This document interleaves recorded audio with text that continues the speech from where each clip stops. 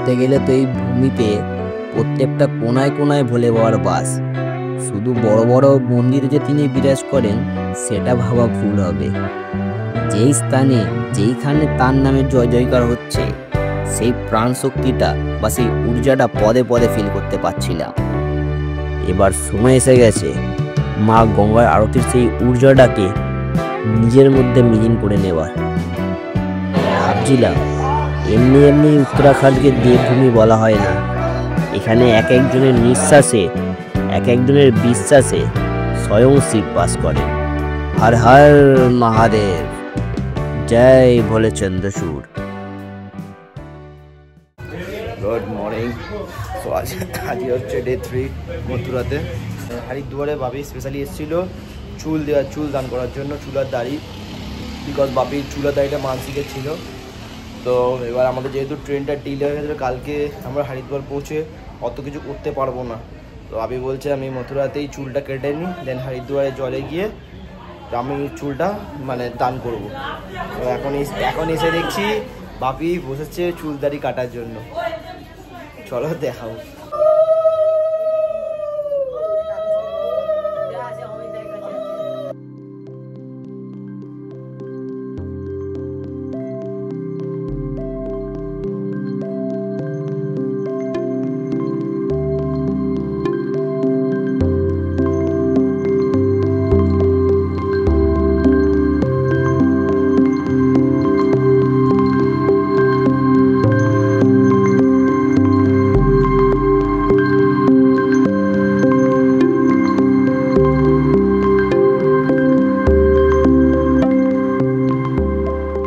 এখন বেরোলাম, just fresh হয়ে গেলাম একবারে।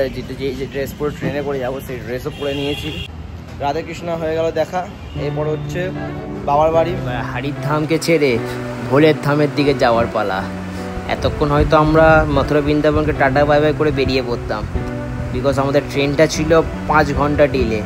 তো তাই জন্য আমরা তাড়াহুড়ো না করে হোটেলে এসে রেস্ট করে দেন ব্যাকপ্যাক গুছিয়ে বেরিয়ে পড়লাম আমাদের নেক্সট গন্তব্যের দিকে। নাও ফাইনালি চলে এসেছি আমরা হরিদ্বার, ভূমি, বাবার ভূমি, ভোলে বাবার ভূমি। বলে না যে শিবকে পেতে গেলে অনেক কষ্ট করতে হয়, লিটারেলি সেই কথাটা যে লাগু করতে বুঝতে পেলাম। কি হয়েছিল স্টোরিটা কালকে সকালে উঠে বলবো আমাদের কি কাহিনী অবস্থায় কি স্ট্রাগল আমরা করে এসেছি। মানে পুরাণ হিসাবে যদি বলে যে শিবকে পেতে গেলে অনেক কষ্ট করতে হয়, সেই জিনিসটা আগে আমরা ফিল করলাম যে হ্যাঁ হরিদ্বারে বাবা টেনেছে।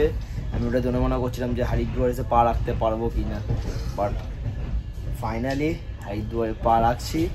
বাবা টেনেছে, বাট কষ্টর সঙ্গে টেনেছে। তা ভালো লাগলো। বাকি কালকে মর্নিংটা হবে হরিদ্বার থেকে।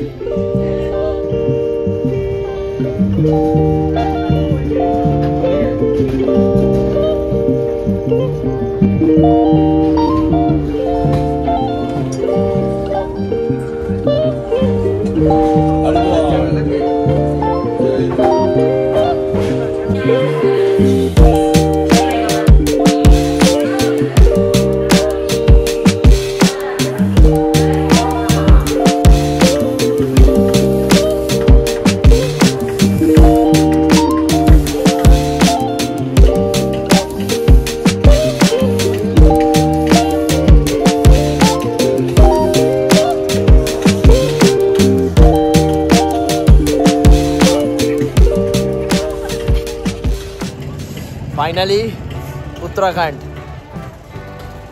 হরিদ্বার। তোমরা হয়তো এতক্ষণ আমার মুখের হাসি দেখে বুঝেই গেছো যে আমার ভিতরে কি চলছে। কি করব বলো, যখন একটা মিডল ক্লাস ছেলে কোনো এক সময় রাত জেগে দেখা স্বপ্নগুলো তো হাতের মুঠোয় করতে শুরু করে, হয়তো যেই স্থানে যাওয়ার জন্য সে রাত দিন এক করে দিয়েছে সেই স্থানই তার এখন পায়ের তলায়। এ এক অন্যরকম ফিলিংস যা কিছু লাইনের মধ্যে গুছিয়ে তোলা যাবে না। যাক, এইসব কথা এখন বাদ দিলাম।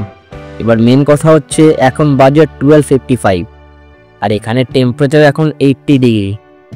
কলকাতা যেটা কত বছর আগে দেখেছি মনেও পড়ছে না এখন, কিন্তু যখন আমরা বৃন্দাবনে ছিলাম তখন ওখানে টেম্পারেচার কিছু বলার মতো না, বাট যেই মাত্র আমরা হরিদ্বার স্টেশনে পা রাখলাম, ব্যাপারটা হয়ে গেল কিছুটা অন্য। সবাই প্রায় নিজের ব্যাগ খুলে শীতের ড্রেস বের করে পড়া চালুও করে দিয়েছে। এখন এই 18 ডিগ্রি টেম্পারেচার, ঢাকাটা হ্যাঁ গেস করেছিলাম অ্যাকচুয়ালি বলতে গেলে, কারণ হরিদ্বার উত্তরাখণ্ড পাহাড়ি জায়গা গেস করেছিলাম, বাট এখানে এসে ওয়েদার এমন চেঞ্জ হয়ে যাবে বুঝতে পারিনি। 18 ডিগ্রি টেম্পারেচার, যখন মথুরা থেকে আমরা বেরিয়েছিলাম তখন সবার গায়ে একটা পাতলা গেঞ্জি, ইনফ্যাক্ট আমিও পরেছি একটা পাতলা গেঞ্জি, বাট এখানে এসে সব এবার ব্যাগ খুলে একটা করে চাদর, কেউ শাল বের করে গায়ে দিচ্ছে। সো এরকম ওয়েদার যদি উত্তরাখণ্ডে না পাই তাহলে কিছু বলার নেই। এ সবই ভোরের মায়া। তার দর্শনে দেবভূমিতে এসছি, কাঁপতে তো একটু হবেই। যাক, এখন অনেক টায়ার্ড হয়ে গেছি, একটু হোটেলে গিয়ে রেস্ট নেওয়া যাক। বাকি কালকের মর্নিংটা পাহাড় দেখেই করছি, যাই বলে।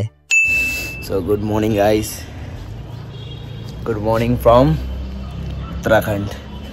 আর আমি যে ঘরে বসে বাবি বলো চা খাবি, আয় চা খেতে গেলাম। দেন আমি কাল মুখ দিয়ে খালি কানে এলো, হোটেলের ছাদ থেকে হিল দেখা যাচ্ছে, পাহাড় দেখা যাচ্ছে। তো ফাটাকসে চলে এলাম উপরে, আর ভিউটা জাস্ট দেখো।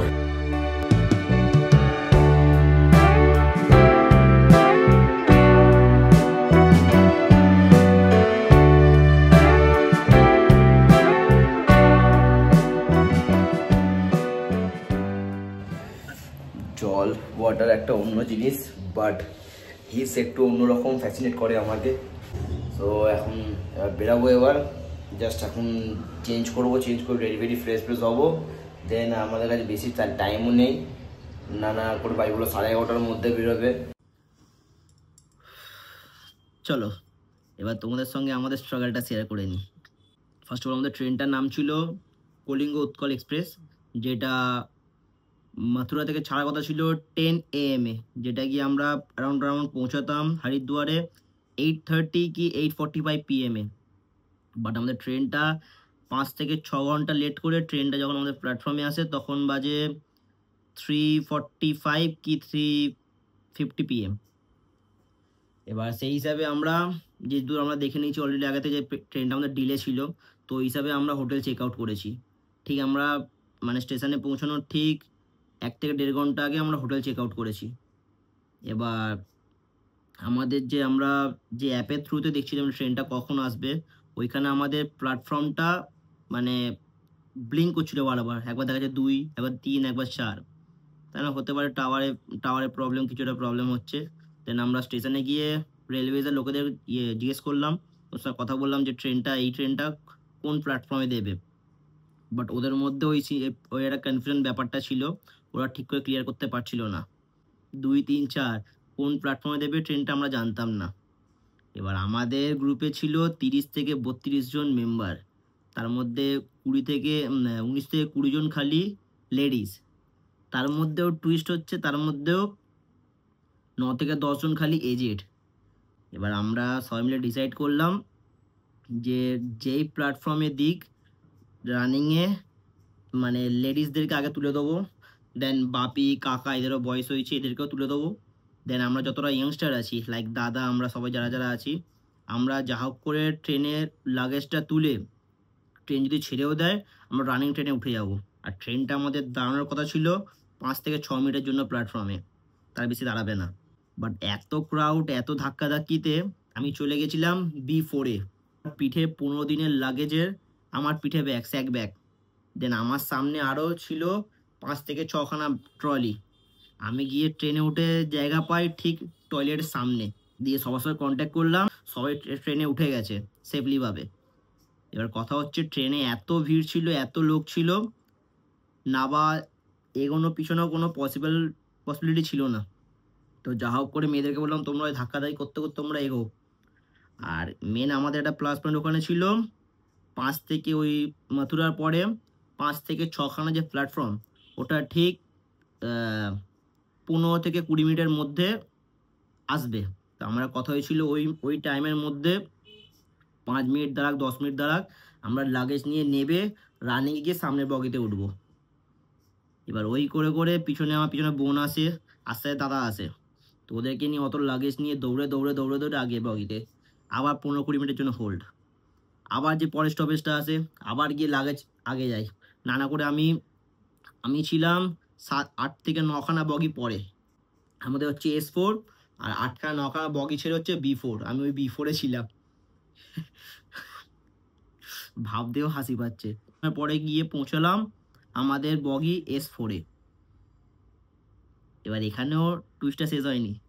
ওখানে গিয়ে আমরা সবকে সিট দিয়েছি, সিটে সবকে বসিয়েছি এক এক করে, দেন আমরা বসেছি। এবার এই যে পুরো প্রসেসটা, এই পুরো সার্কেলটা যে চক্রটা চলেছে, এটা চলেছিল 1 ঘন্টা 30 মিনিট, মানে 1.5 ঘন্টা ধরে আমরা পুরো এই ভাগাদড়িতে লেগেছিলাম। লাইক ও পিঠে অত ব্যাগ, এটা খালি ইমাজিন করো, পিঠে আমার অত ব্যাগ, অতগুলো লাগেজ, ওই নিয়ে আমি 1.5 ঘন্টা খালি দৌড়েছি। বসার তো কোনো চান্স ছিলই না, ইনফ্যাক্ট দাঁড়িয়ে দিয়ে ব্যাগটা রাখবো ওরম পজিশনেও আমি ছিলাম না। অত ব্যাগ অত নিয়ে দৌড়ে দৌড়ে দৌড়ে দৌড়ে এগিয়েছি। এবার যখন 1.5 ঘন্টা পরে গিয়ে সিটে বসেছি, তখন আমার মধ্যে আমি ছিলাম না। এই পুরো প্রসেসটা করতে করতে আমরা পৌঁছেছি হরিদ্বার। আর আমি কেন বলছিলাম যে বাবা টেনেছে, কষ্টের সঙ্গে টেনেছে, তোমরা ইমাজিন করো যে কতটা স্ট্রাগল, কতটা ঝামেলা সহ্য করে আমরা হরিদ্বার পৌঁছেছি। বেরিয়ে পড়েছি এবার রেডি হয়ে। তোমরা যেমন জানো যে আমরা গতকাল কতটা জার্নি, কতটা স্ট্রাগল করে হরিদ্বার পৌঁছেছি, তাই জন্য আজকে প্রায় সবারই অবস্থা খারাপের মতোই ছিল। সব দিক দেখে আমরা যে প্ল্যান বানালাম যে আমরা আজকে একটা আশ্রম থেকে দুপুরের লাঞ্চটা কমপ্লিট করব, যেটা অলরেডি আমাদের আগে থেকে বুকিং করা ছিল। দেন সেই আশ্রমের গায়ে লেগে ঠিক গঙ্গার তটে লাগা 2টো মন্দির আছে, সেই মন্দিরটা এক্সপ্লোর করব। দেন সন্ধ্যাবতীটা দেখব আমরা হারকি পৌড়ি ঘাট থেকে। তোমরা যদি চাও তাহলে তোমরা এই আশ্রমে এসে তোমাদের দুপুরের লাঞ্চ কমপ্লিট করতে পারো, কিন্তু হ্যাঁ, এটা তোমাদেরকে আগে থেকে বুকিং করতে হবে। ইনস্ট্যান্ট দিলে তোমরা সেখানে সিট অ্যাভেলেবেল পাবে না। সে কন্ট্যাক্ট ডিটেলস তোমাদেরকে আমি শেয়ার করে দেবো। আর হ্যাঁ, মেইন কথা হচ্ছে যেহেতু এটা একটা সংস্থা, একটা আশ্রম, তাই জন্য এরা কোনো টাকা পয়সা চার্জ করে না। তোমরা নিজেদের ইচ্ছা মতো, তোমাদের সামর্থ্য মতো কিছু ডোনেশান দিয়ে যেও।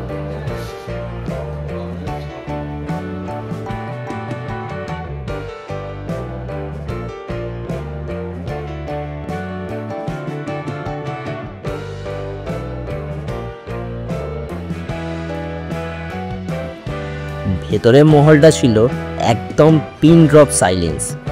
সবাই সবার অন্ন গ্রহণ করতে ব্যস্ত ছিল খুব আনন্দের সঙ্গে। আর সত্যি কথা বলতে গেলে আমার মনের মধ্যে একটা খটকা লেগেছিল যে আশ্রম সংস্থা কেমনই বা খাবার হবে, কিন্তু সেই আশঙ্কা, সেই ডাউট যেন আমার নিমিষের মধ্যে শেষ হয়ে গেল। আহা হা হা, খাবারের যা টেস্ট, মুখে যেতেই মনে হলো যেন আমি কোনো অমৃত খেয়ে নিয়েছি। এই খাবারের কোনো তুলনা হবে না। টু বি অনেস্ট, তোমরা যদি যাও তাহলে এই আশ্রমে নিশ্চয়ই খেয়ে যেও, হতাশার সঙ্গে ফিরবে না, এটা আমার গ্যারেন্টি।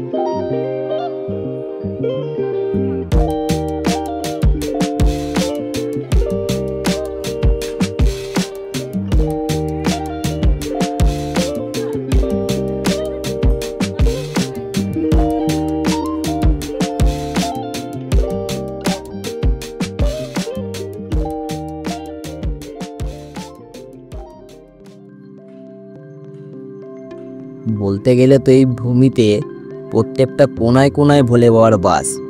শুধু বড় বড় মন্দিরে যে তিনি বিরাজ করেন সেটা ভাবা ভুল হবে। যেই স্থানে যেইখানে তার নামে জয় জয়কার হচ্ছে সেই প্রাণ শক্তিটা বা সেই ঊর্জাটা পদে পদে ফিল করতে পারছিলাম। যেই দিকেই চোখ ঘোরাচ্ছি সব জায়গায় যেন তার নামে তার গুণের মহিমাটা দেখতে পাচ্ছিলাম।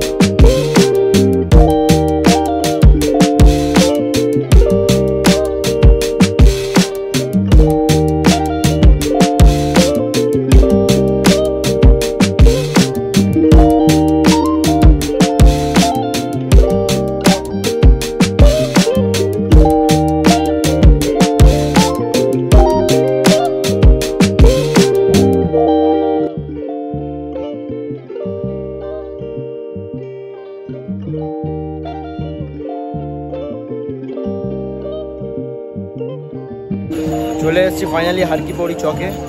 এই সামনেটাই সন্ধ্যারতি হয়, অনেক টাইম আছে, এখন প্রায় 4:45, 4:42। তো এখন যাবো জায়গাটা নিয়ে আমি আমার নিজের একদম সামনে যদি ক্লোজ থেকে তোমাদেরকে আরতি দেখাতে পারি। চলো।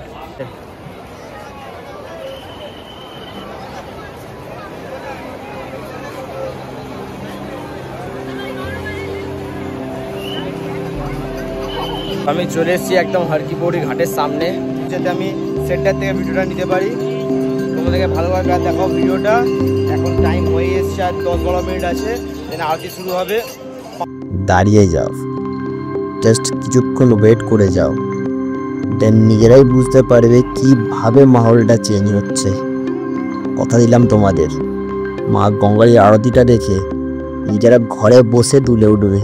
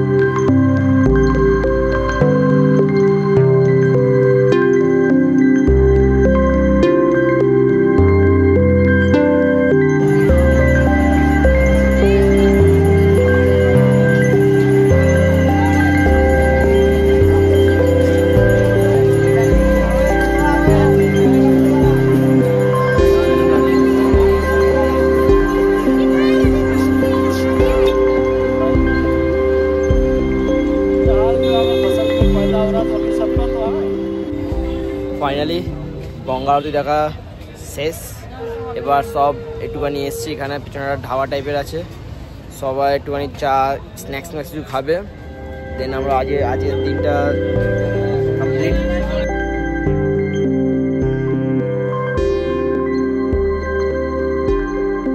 আজকের এই ভিডিওটা এখানেই শেষ করলাম বন্ধুরা। পরের দিনের কাহিনী নিয়ে খুব তাড়াতাড়ি দেখা হচ্ছে। জয় বলে।